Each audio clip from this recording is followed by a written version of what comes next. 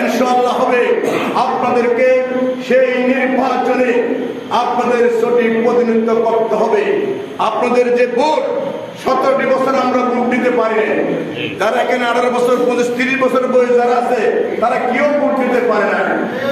আগামী নির্বাচনে যারা সঠিকভাবে আল্লাহকে হাজির নাজির করে ভোট দিতে পারে সেই ব্যাপারে আপনাদেরকে সতর্ক থাকতে হবে।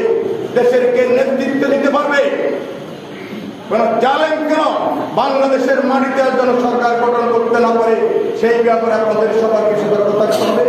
দেশের জন্য দোয়া করবেন, মুসলমানদেরকে জন্য দোয়া করবেন এবং সর্বশেষে আমার প্রিয় নেত্রী দেশ নেত্রী বেগম খালেদা জিয়া খুব অসুস্থ, ওনার জন্য দোয়া করবেন।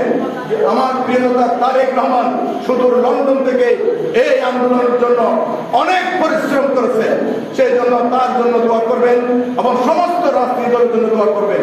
সর্বশেষে আপনাদের সবাইকে আমার জন্য দোয়া করার জন্য আহ্বান জানাচ্ছি। আপনারা 2023 সালে আপনাদের ভোট নিয়ে আমি নির্বাচিত চেয়ারম্যান হয়েছিলাম।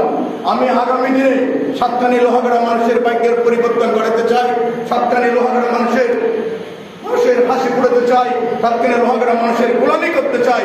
আল্লাহ যেন আমাকে গোলামি কবুল করে আপনারা সবাই আমাকে দোয়া করবেন। আমি আপনাদের সবার জন্য দোয়া করি। সবাইকে সালাম জানিয়ে আমার বক্তব্য শেষ করছি। আসসালামু আলাইকুম।